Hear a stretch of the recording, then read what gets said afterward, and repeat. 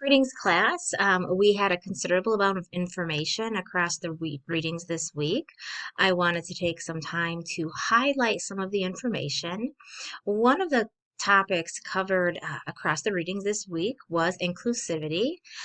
Recognize that you will provide education to different generational groups, all at the same time. The largest demographic group that you'll see in nursing programs today is our Generation Z students. To meet their preferences in the classroom according to the literature, remember, you will want to incorporate active learning. You'll want to integrate technology. An older generation includes your Generation Y students. For this group of students, research suggests it's essential to incorporate occasional teacher-centered learning, so our younger students' teaching strategies will be more learner-centered, whereas the older generation prefers teacher-centered learning. Now, I don't want to stereotype that.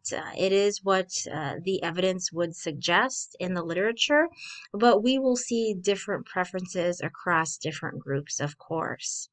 Strategies for inclusivity include, and we talked about this in the discussion, attention to adult learning principles.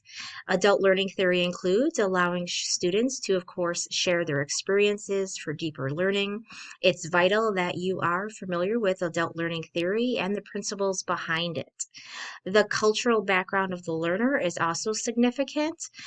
This is crucial in nursing education. Cultural background may refer to a race or ethnicity, gender, or sexual orientation. Now, Bastable discussed several strategies for inclusivity in the classroom relative to culture.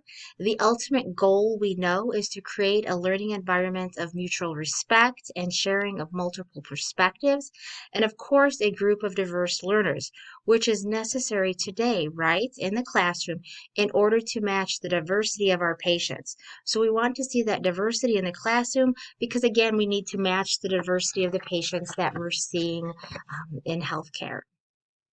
I think that one other item in Chapter 5 that is essential for you to become familiar with is the term agony, and this is the theory of adult learning. So please commit that term to your mind.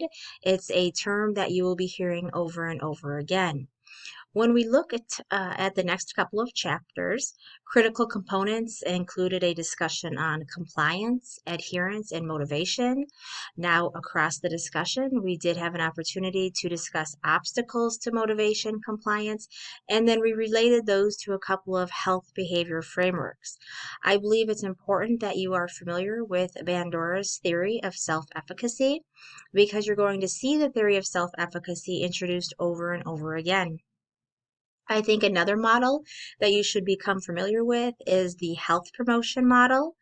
Perhaps another change or another theory that would be helpful to become familiar with is the stages of change model. So the extent to which people are ready to change can be looked at through the stages of change model. One of the strategies introduced in Chapter 6 to motivate learners included motivational interviewing, and we had an opportunity to touch on this across the discussion. It is a key piece of information that I think that you should be familiar with. Remember that key components of motivational interviewing include empathy, avoiding argumentation, and supporting self-efficacy. And there's that self-efficacy piece again. It's equally important to share positive affirmations. All of this is true both in the hospital or in the clinical practice setting as well as in education.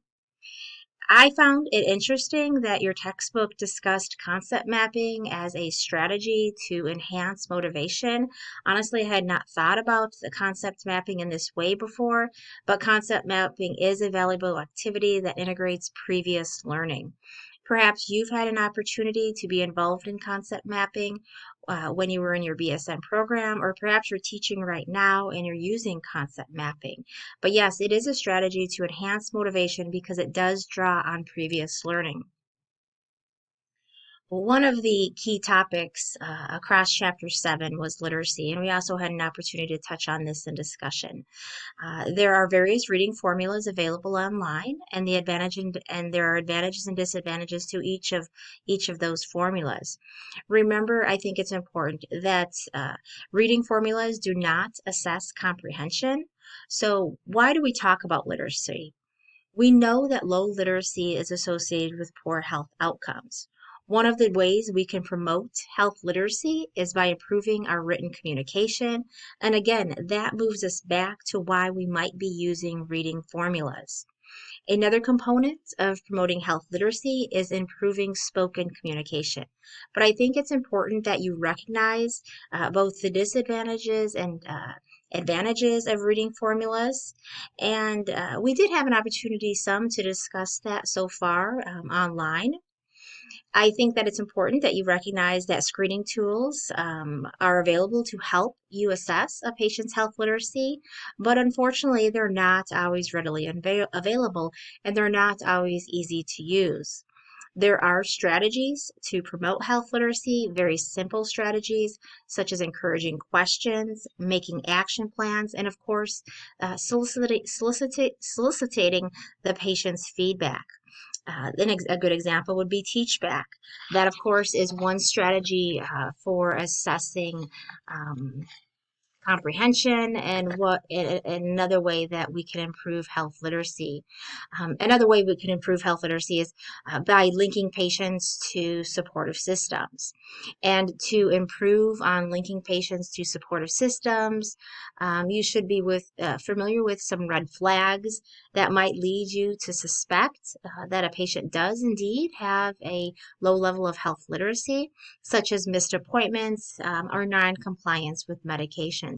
And we had an opportunity to touch on that in discussion as well. I do want to leave you with a final thought on Chapter 7, and that is this. Are we preparing our students adequately to identify low health literacy in practice in order to provide effective care? What do you think? We know, of course, again, that it is necessary in order to provide effective education. As we move to the next chapter, the focus was on educating learners with disabilities and chronic illnesses. And while much of the chapter does relate to patients in the clinical setting, much of this information can be translated into academia as well. I think it's important for you to recognize that the federal government has enacted legislation promoting accessibility for higher education settings. However, much of what is guaranteed to a child does not extend to college. It is also the expectation in college that the student will be his or her own advocate, when in reality, many students, though, are unprepared for this role. Because, of course, when they were young, they had a parent or a guardian who would advocate for them.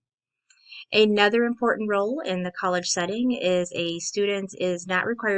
another important note is that in the college setting, a student is not required to disclose a disability on an application. Students are not required to disclose disabilities, again, on a college application.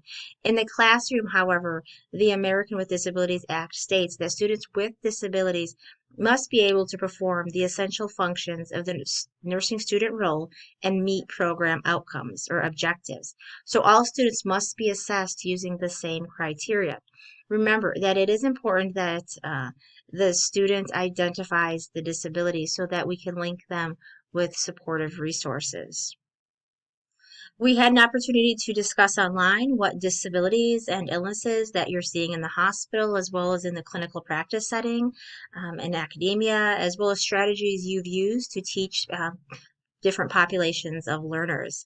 Let's see if we might talk more about disabilities online. I know that some of you are in academia, and so you can bring that point into discussion. And then what are we doing in the clinical practice setting to address disabilities?